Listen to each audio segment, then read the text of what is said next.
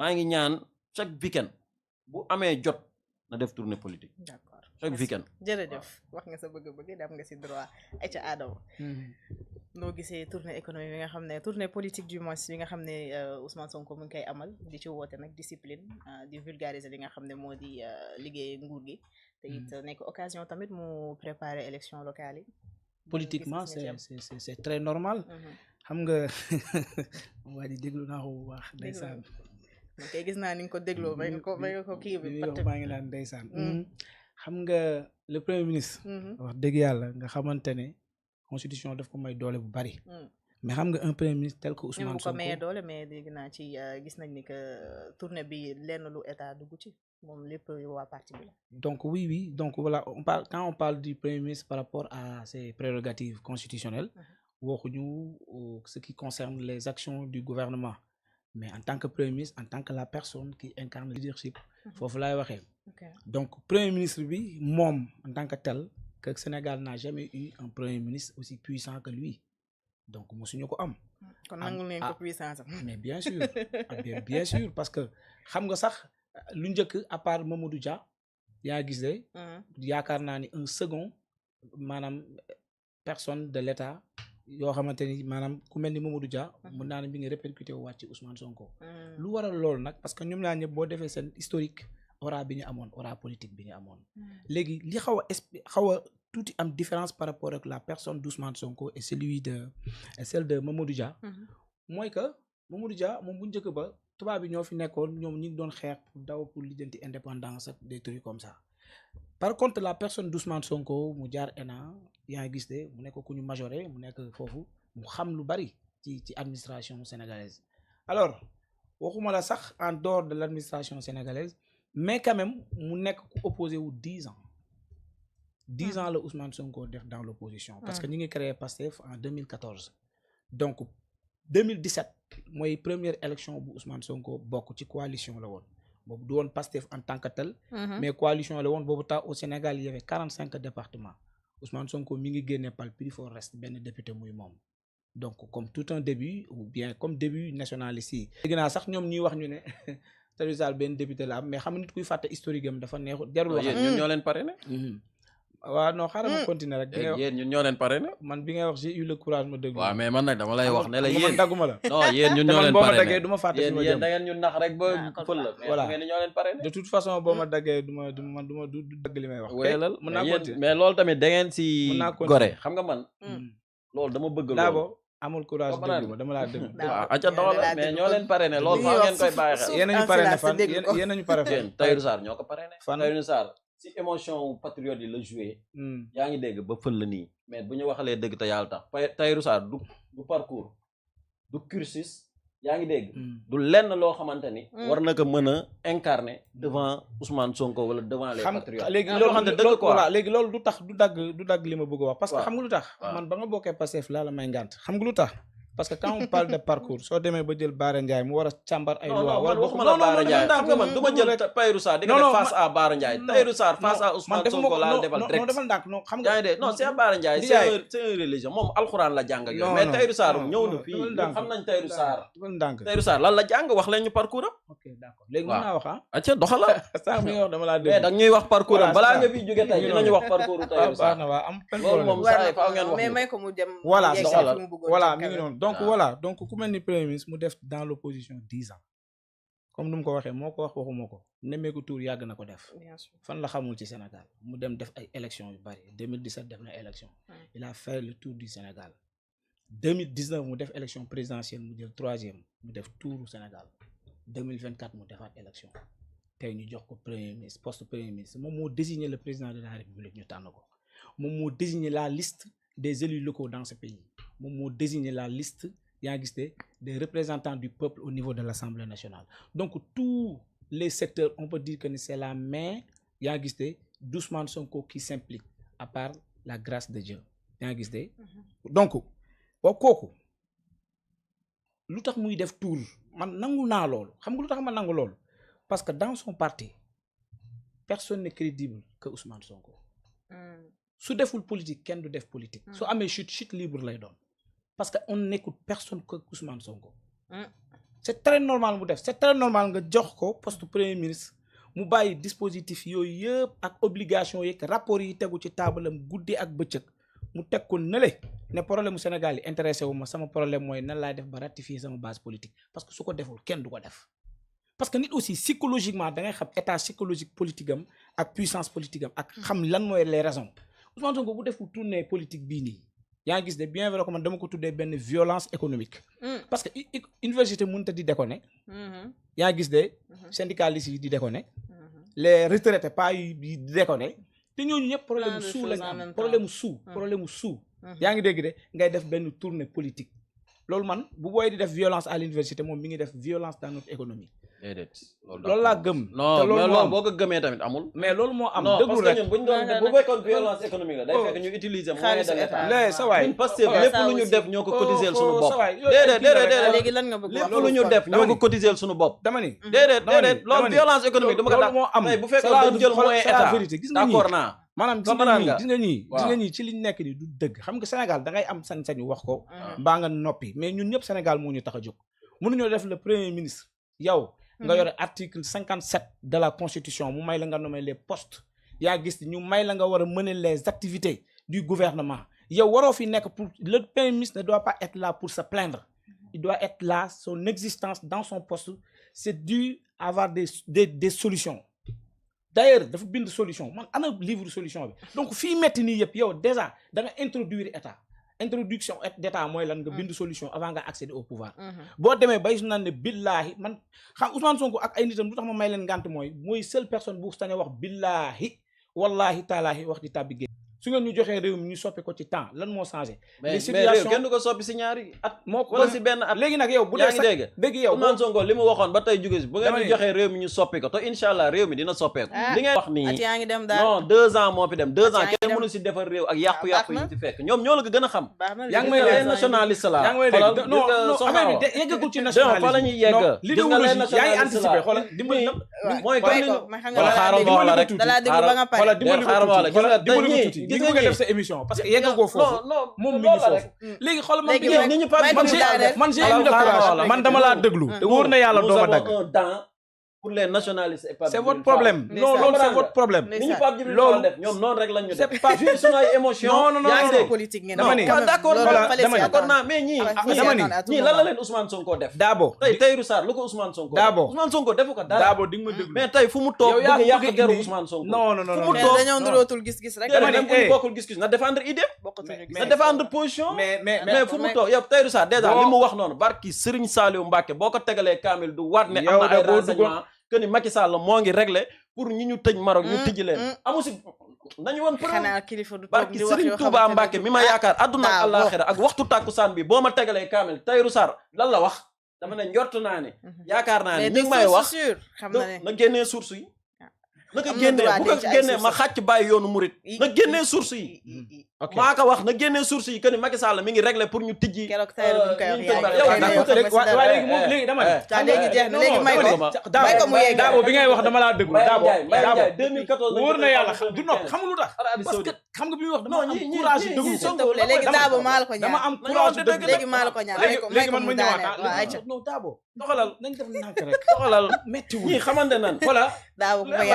Dabo, yàqal ku yàqal ba pare Dabo balaa mu eh, fi jóge tey eh. dinañu wax parcours tey waa léegi loolu la am ak cursus scolaire waaw man déglu dinañu rek ko wax man waa nangul léegi déglu may rek ko man nangul déglu rek dawalal xam nga dafa ne barke Serigne Saliou waat ci Touba lépp xam nga lu tax du ma bett maître Tall dafa tegoon loxo ci kaamil non man wax ma ay maître Tall ak ay Sud Beauté yooyu nga may wax saa nañuy wax li suñu jëmal réew mi ko dama ne li nga waxul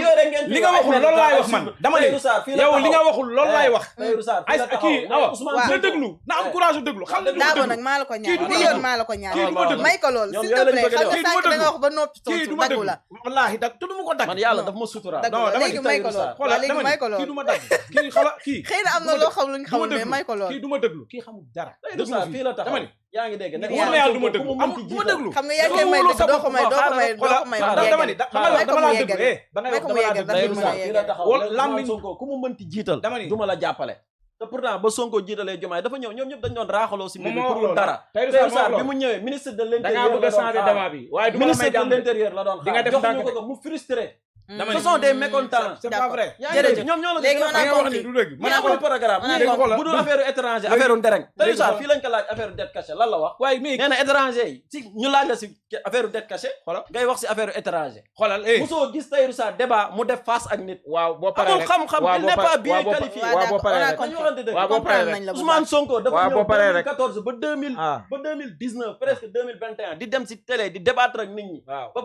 ba El Hadj Ndiaye mii tey moom 2S wàcc coupé débat bi boobu mi ngi xaw a rey gars yi dina ñëw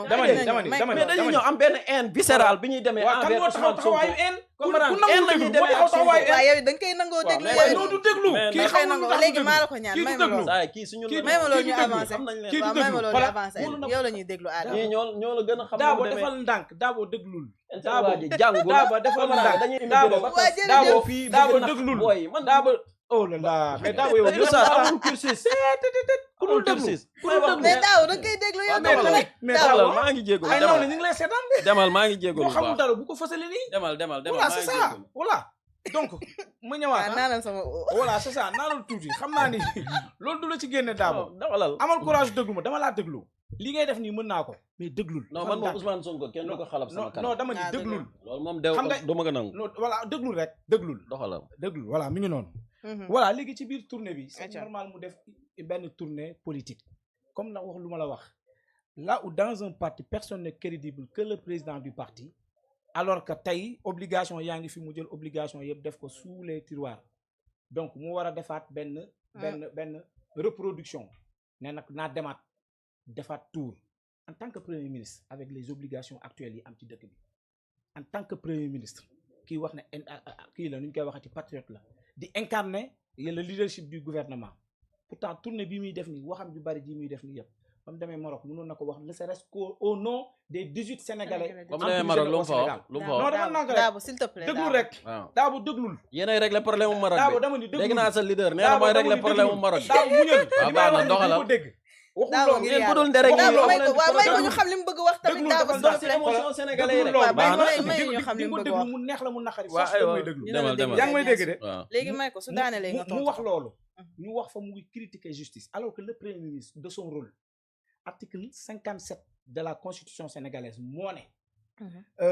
le premier ministre dispose de l'administration et nomme aux emplois civils déterminés par la loi. Il assure l'exécution des lois et dispose du pouvoir réglementaire sous réserve des dispositions de l'article 43 de la constitution. waaw léegi kooku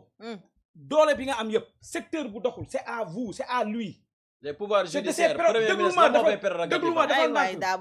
les pouvoirs judiciaires premier ministre lan moo fay prérogative loolu laa bëgg nga wax waa léegi déglu ko mu wax premier xam lan mooy prérogative lan mooy prérogative am ba mu taxaw ubbi làmmiñam mu ne le ministre de la justice man maay supérieur am su ma ko waxee defal lii daf ko war a def loolu mooy prérogative am waaw loolu am na waa léegi mais est-ce que juge yi ak sa waay dama ne dama mais est-ce que juge yi premier ministre dama laa bàyyi déglu bi ngay ubbeeku sànq dama laa bàyyi déglu rek yaa ngi may dégg ubbeeku ay affaire yooyu si débat la Daabo dañ koy may loolu ay ubbeeku ay genre moo yooyu li ngay wax la lay wax da la bëgg wax nañu wax par respect rek gis nga man mii ni nga may gisee nii kenn gënuma mën wax ju ñaaw mais du ma ko def nañu wax par respect rek waaw léegi amul problème waaw ubbeeku waaw léegi d'accord yooyu ce sont des mots de waaw jaru ko quoi léegi nañu wax par d'accord respect léegi nañu def si njëkk ak beneen bi mooy pouvoir judiciaire waxal premier ministre ban prérogative la fa am avancé comme da nga lire sa article ba toog dama ni le premier ministre c'est lui qui incarne l'action du gouvernement yaa ngi gis de su ministère de la justice doxul bu fekkente ne ministère bi le directeur général de la justice bu doxul premier ministre la joxe ay directives ñu changé ko teg fa keneen kuy doxal moom moo war a doxal sax li muy jàmbat te moo ko war a faj lan la jàmbat Sénégal non déglu yow premier ministre justice rek lay wax premier déglu rek premier ministre amul Daabo danga may déglu danga may déglu suñ ko jàppee ni duñu avancé danga may déglu benn ministre de l'enseignement supérieur fii la taxaw wax yaa ngi gis de attaqué ko mais yow noo bën a nekkee dans un gouvernement là où tu incarnes le leadership du gouvernement la moo tax mu attaqué ko oh sa waay doo ma déglu la moo tax mu attaqué la moo tax mu attaqué Abdourahmane Diouf da ngay jaar si digg bi non la moo tax mu attaqué ko man vraiment c'est un problème que ngay wax non danga may wax lan moo tax mu attaqué ko non xam nga li ngay def nii xoolal man ci yéen laa nekkoon li ngay def nii man miin naa ko te wóor na yàlla moo fa yegg xoolal su ma la toppandoo émission bi du yegg mais lan moo tax mu attaqué ko sax émission bi dama bëgg mu yegg balaa lan moo tax mu attaqué ko da nga koy may xam nga dafa nekk ci benn lancé may ko mu yeggali léegi ma dagg foofu sax léegi kii bu demee bay taxaw naan barke Serigne Saliou ci taalibe murit waaw yaa ngi dégg ci lu mu fekkewul te seede te dañu wax ne ci seede booy seede dara ba ci giñ da nga ko fekke mais xam nga waxuma la seede dama ne la sa leader Tahirou Sarr moom moo ni déglul am na ay sources non da nga giñ ci yàlla ne loolu amul déggoo li ma la da nga giñ ci yàlla dama ne déggoo ma ne xola yow ci sa bopp bu yombalal nit ñi ne waxuloo dëgg maanaam yow déggoo li ma la wax xola déjà li ma lay wax non si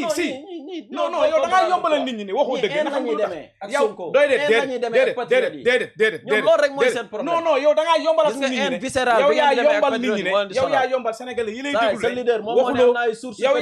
mooy régler leen yow yaa yombal sénégalais yi lay déglu ne yow waxoo dëgg xam nga lu tax nga yombal ko sa bopp parce que yaa giñ ci yàlla ne barke Serigne Saliou ñi ngi ñuy dégg nga ne loolu Tahirou Sarr wax dara wóoru ko ci wax amul waxuma dara wóor ko dama ne amul